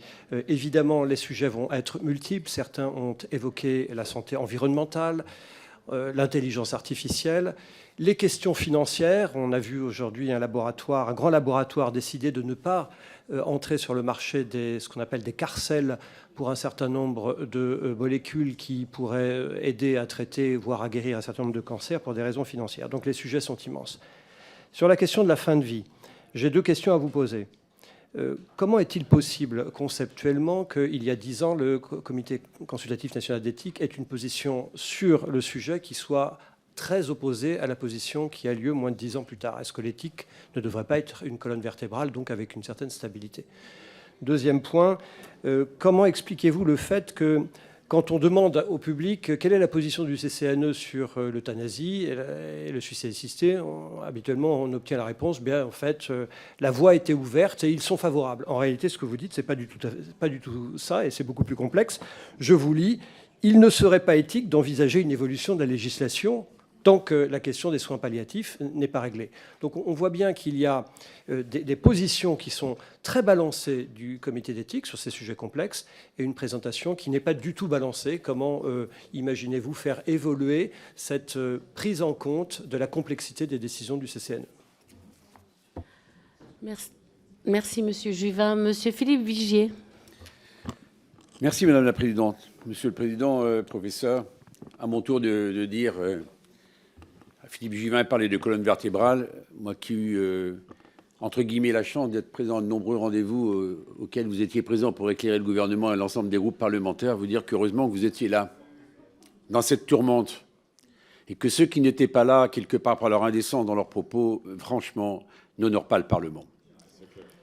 Je voudrais dire, professeur, que, comme l'a très bien dit Olivier Falorni, naturellement, vous nous soutien total, mais il y a des questions absolument majeures qui ont déjà été évoquées, et pardonnez-moi peut-être de les repréciser. L'éthique, vous avez vous-même parlé de valeurs, et donc quelles sont les recommandations et quelles sont les pistes de travail sur lesquelles, avec le comité national, vous allez travailler justement vis-à-vis des soignants? Est-ce que l'éthique est toujours au rendez-vous? Quels sont les garde-fous qu'on doit instaurer? Et comment, vous l'avez très bien dit, il y a 40 ans que cette institution existe, que sera l'éthique dans 20 années et comment se projeter? Et là, il faut nous accompagner. La seconde chose vaut avec un miroir pour les patients. Qu'est-ce que c'est que la notion d'éthique pour eux? Et comment garantit-on qu'il n'y ait pas de dérive également dans l'appréciation qui est la leur? Et comment on les guide à faire en sorte qu'ils apprécient bien l'éthique qui est toujours au rendez-vous? Et je crois que c'est un travail indispensable. Au-delà de la formation que vous avez évoquée, pour l'ensemble des personnels soignants, mais également des citoyens. Et le dernier mot, naturellement, c'est par rapport à la fin de vie. Philippe Juvin l'évoquait également à l'instant. Comment on arrivera, à côté de l'évaluation de la loi Claeys-Leonetti, qui a été largement commentée tout à l'heure avec un très beau travail qui a été fait ici même, avec la Convention citoyenne et l'aboutissement que vous connaissez encore mieux que nous, comment aussi vous pourrez éclairer des parlementaires qui auront un moment à avoir, me semble-t-il, le plus de lumière possible pour faire en sorte que l'on soit en capacité de répondre avec justice, avec efficacité et avec dignité et humanisme à ces questions fondamentales sur la fin de vie. Merci, Monsieur Vigier. Monsieur Patrick Hetzel, s'il vous plaît. Merci beaucoup, Madame la Présidente. Monsieur le professeur, tout d'abord, je voudrais évidemment revenir sur ce que vous avez dit en disant qu'il est essentiel que le Conseil consultatif national d'éthique soit indépendant. Vous êtes devant nous aujourd'hui parce qu'il est question du renouvellement de vos fonctions. Que les choses soient claires, vous avez été nommé au CCNE, puis président du CCNE, parce que vous avez une véritable réputation de scientifique reconnu. Toutefois, aujourd'hui, j'ai à la fois une inquiétude et un questionnement, et je voudrais vous le soumettre. Vous avez, je pense, à travers une éthique de la responsabilité, accepté de prendre la fonction de président du Conseil scientifique du Covid-19. Et ça a été rappelé, vous avez à cet égard, évidemment, exprimé un certain nombre de positions. Et en fait, aujourd'hui, il faut bien le dire, c'est aussi le moment d'indiquer un peu une inquiétude. Votre image s'est abîmée, il faut le dire. Elle s'est abîmée par une certaine proximité, peut-être une trop grande proximité avec le politique, qui ne vous garantit pas forcément la même indépendance. Or, aujourd'hui, 3 ans après, vous vous présentez devant nous et ce positionnement d'indépendance est un peu abîmé. Et donc la question, comment allez-vous faire pour pouvoir garantir l'indépendance du CCNE avec finalement une image qui n'est plus celle que vous aviez avant la crise du Covid? Est-ce que vous ne pensez pas que cela peut avoir des conséquences sur l'institution? Je vous remercie. Merci, Monsieur Hetzel. Monsieur Yannick Neuder. Merci, Madame la Présidente. Monsieur le professeur, j'ai quelques petites questions pour combiner éthique, parfois au quotidien, sur les problématiques que les patients peuvent nous relever, à travers 4 petits exemples. La première, c'est comment voyez-vous votre rôle et comment on peut combiner les choses pour, notamment avec la Haute Autorité de Santé, statuer le plus éthiquement possible, notamment sur les molécules onéreuses innovantes pour lesquelles, naturellement, il faut des études qui montrent leur efficacité. On est dans une médecine basée sur les preuves, sur l'evidence-based of medicine, mais d'un autre côté, éthiquement, par rapport au patient qui, s'il n'est pas dans un protocole, n'a pas cette solution thérapeutique et peut parfois être obligé de l'amener, aller la chercher à l'étranger. Donc comment combinez-vous cette équité d'offre de soins par rapport à ces molécules onéreuses? Le deuxième sujet, c'est sur l'aspect Covid, et je voudrais juste se positionner ce qui a été du réel dans nos services hospitaliers sur le point de vue du patient. Est-ce que c'était éthique ou comment voyez-vous l'éthique vis-à-vis de la prise de risque pour le patient vis-à-vis des soignants, puisqu'on ne va pas revenir sur les discussions de vaccination des personnels ou pas, mais la situation a été éthiquement difficile à expliquer aux patients et aux équipes soignantes comment un patient immunodéprimé ou pas pouvait être soigné par une infirmière qui avait le Covid avec peu de symptômes et qui lui était interdit de se voir soigné par une infirmière qui n'avait pas le Covid, mais qui n'était pas vaccinée. Donc ça a été un sujet éthique clairement à discuter. Le troisième point sur la convention, ça sera donc 2 points, Madame la Présidente. C'est gentil. Merci beaucoup de votre contribution à ce que nous allions un peu plus vite. Madame Laurence Cristol, pour terminer les questions. Ensuite, le professeur répondra. Merci.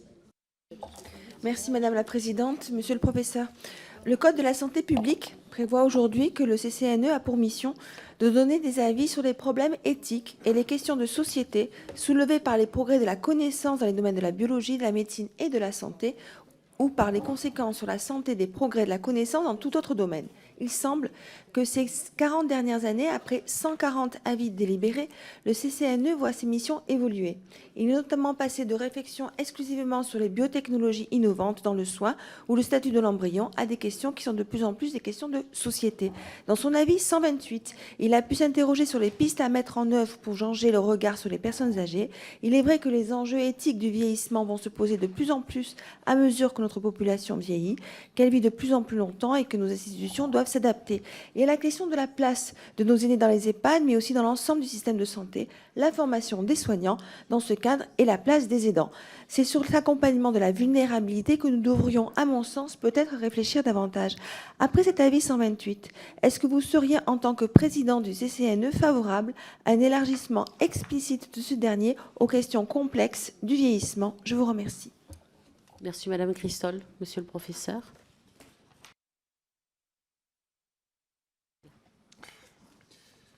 Merci donc pour vos remarques et vos questions. La première, c'était autour finalement de se rapprocher des citoyens sur les grands enjeux éthiques, comment aller plus loin.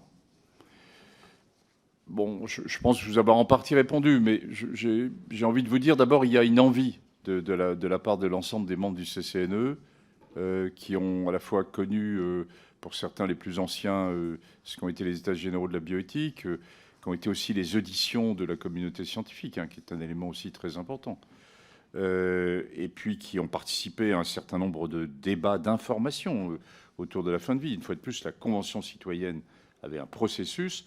Les débats en région dont on a fait plusieurs fois allusion étaient là surtout à titre d'information. Et je suis d'ailleurs frappé par le fait que j'étais à de nombreux débats en province et une certaine forme de sérénité. Les gens n'étaient pas d'accord, vous avez raison, les soignants des soins palliatifs revendiquant le fait qu'ils étaient là pour soigner et non pas pour donner la mort, mais une certaine forme de sérénité et qui est de bon niveau dans la discussion. Je n'avais pas connu, par exemple, le même type de sérénité au moment des discussions des États généraux, par exemple, sur l'ouverture sur la procréation. Là, on sent bien que nos citoyens perçoivent, comme vous, comme moi, qu'on touche à quelque chose qui est très intime, très personnel, et où il faut passer au-dessus de nos visions individuelles pour essayer de réfléchir en commun. Bon, écoutez, on va y aller sur cet aspect autour de se rapprocher encore plus de la réflexion autour des citoyens, des jeunes. C'est vraiment un des points sur lesquels j'ai envie qu'on y aille, et en particulier sur les jeunes, sur la fin de vie. C'est compliqué, encore que nous avions eu l'an dernier la Journée nationale des lycéens en mai l'an dernier, et ils avaient choisi eux-mêmes de discuter sur la fin de vie, et c'était très intéressant. Il y avait des classes de lycée de terminale qui avaient par exemple suivi des maraudes pour la fin de vie, c'est les SDF. Est-ce que c'est la première préoccupation des commissions actuelles qui réfléchissent sur la fin de vie? La fin de vie chez les plus précaires. Vous voyez que les jeunes pensent à des niches de ce type, et donc il faut qu'on puisse les écouter. Et je pense que sur les aspects de climat, ils vont nous bousculer, et que ça sera intéressant. Le deuxième point, c'est les nouvelles technologies, autour de mais est-ce qu'on va être capable de pouvoir prendre en compte l'ensemble des nouvelles technologies. Alors, c'est un sujet qui me dépasse complètement. Le CCNE n'est là que consultatif et doit poser les enjeux éthiques. C'est très compliqué ce qui est en train de nous arriver. Regardez un grand pays comme l'Angleterre qui a pris des décisions d'accès aux soins avec son système NHS qui est très différent du modèle de santé français qui, jusqu'à maintenant, tient le choc pour avoir un accès aux soins, y compris pour les plus précaires. Et donc, c'est ce qui fait, en tout cas, moi, c'est ce qui fait ma fierté. Mais néanmoins, là, les coûts vont devenir massifs, et il y a probablement deux choses, deux points importants. Premièrement, les grands industriels vont être obligés de modifier leur position sur un certain nombre de... En particulier si on a une vision européenne qui est partagée. Hein, et il ne faut pas que ce soit uniquement une vision française sur le coût du médicament, mais qu'on arrive à avoir une vision européenne. Et le deuxième élément, c'est qu'il faut...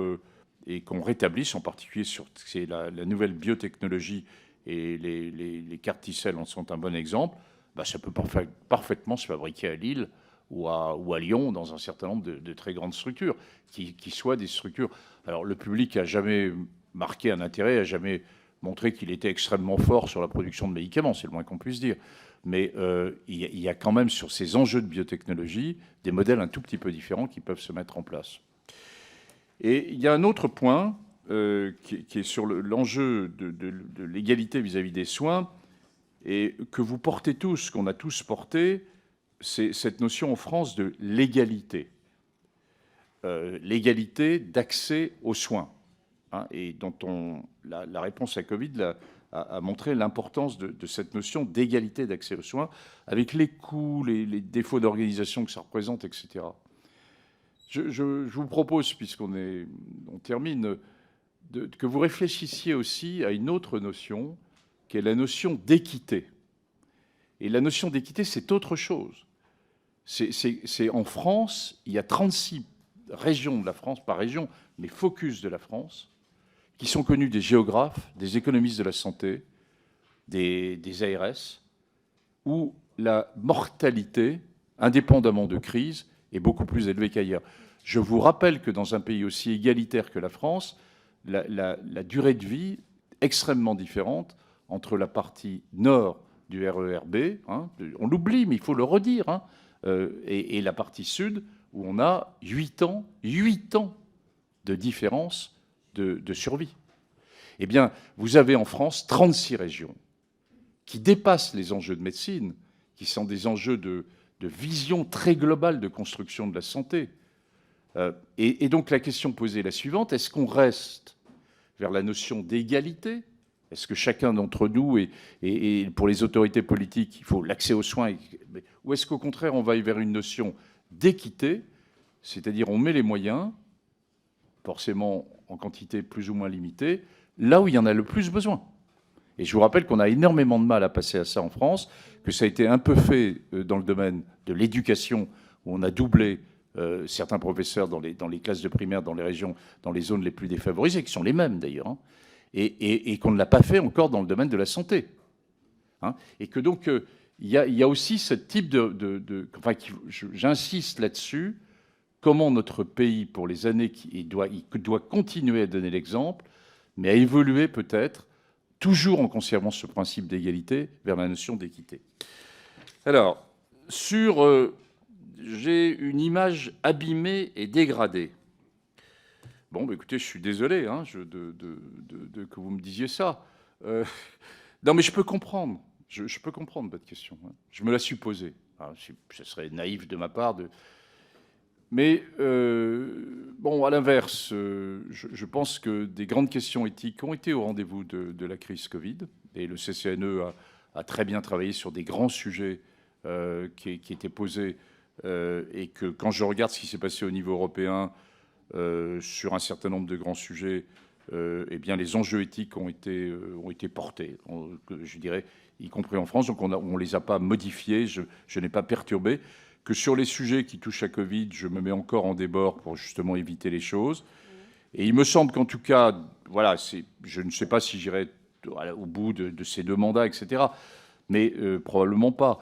Mais en tout cas, il me semble que là, pour pousser les 3 grands enjeux que je vous ai dit, oui, bah, malgré mon image abîmée, bah, je vais quand même, je postule, malgré cette image abîmée.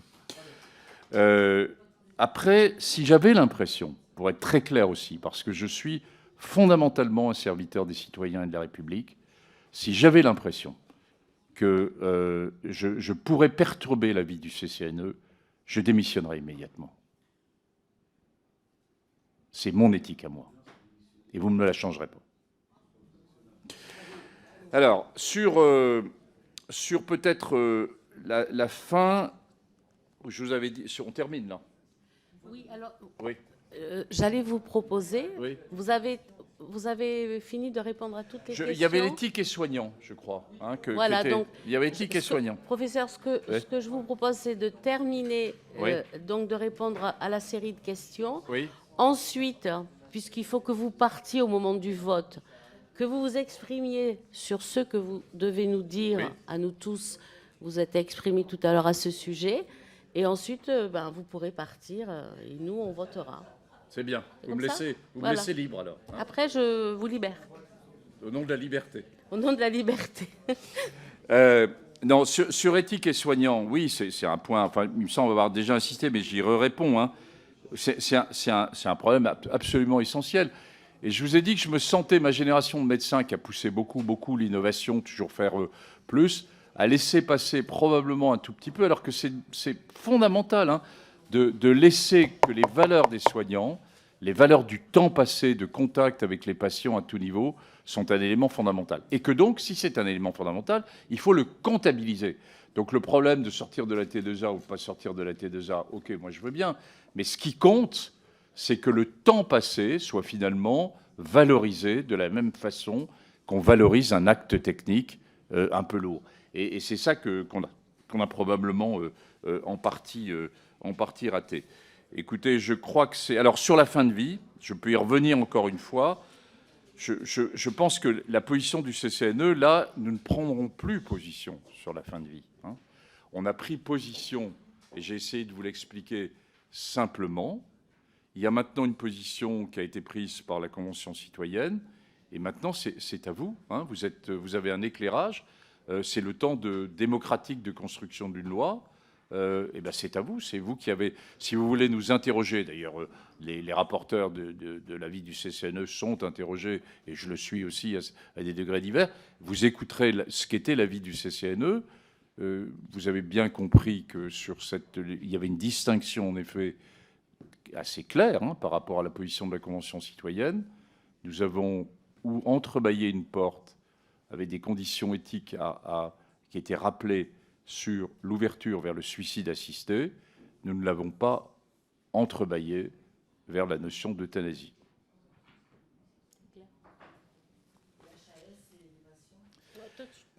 La Haute Autorité de Santé, écoutez, on a des liens avec et on se joint avec la Haute Autorité de Santé. Je vous rappelle, je l'ai dit, hein, moi j'avais consacré beaucoup de temps, honnêtement, sur un avis que nous avons sorti avant la crise sanitaire, juste avant la crise sanitaire, ce qui explique d'ailleurs peut-être que ça soit passé un peu inaperçu, sur l'accès aux thérapeutiques innovantes, qui posait l'ensemble d'une série de questions sur les coûts, sur... Bon, il est passé assez inaperçu, hein, il bousculait hein, par certains côtés. L'industrie pharmaceutique m'en a énormément voulu de reposer aussi la notion de valeur. Il posait, qui me semble-t-il, une question qui reste terriblement d'actualité.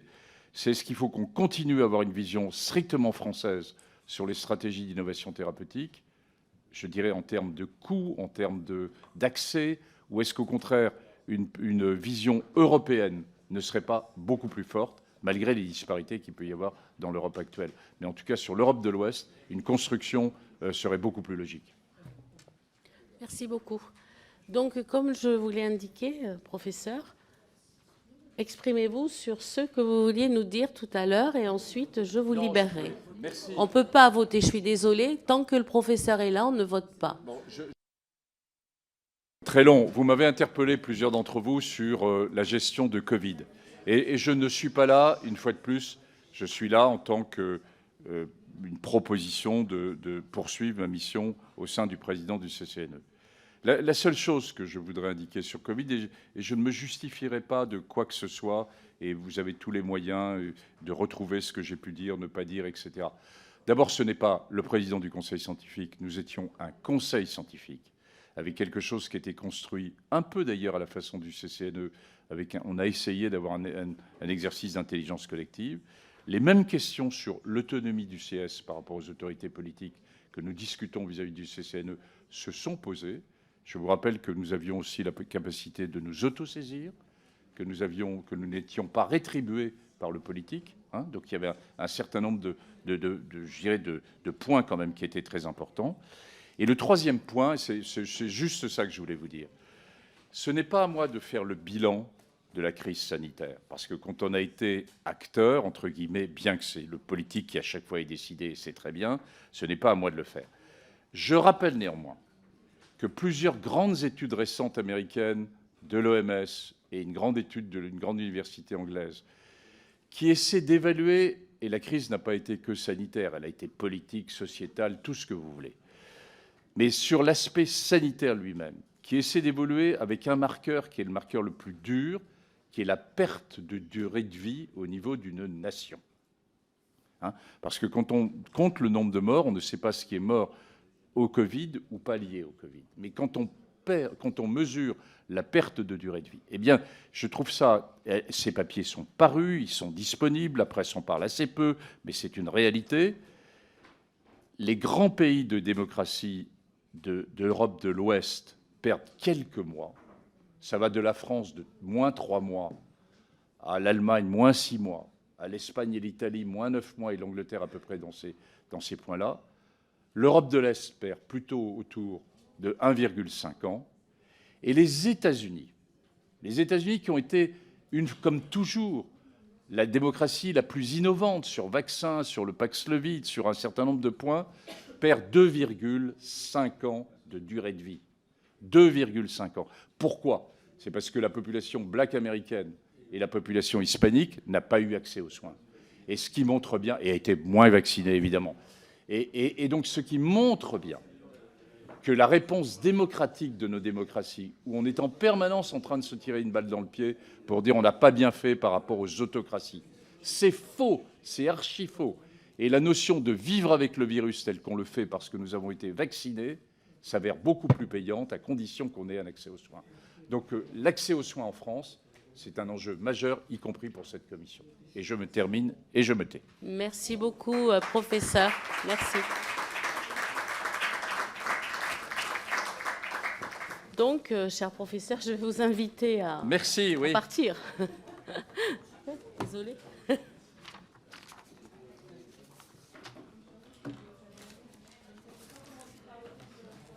Bon, je vais alors, c'est la phrase courante. Hein. Je vais maintenant demander à nos agents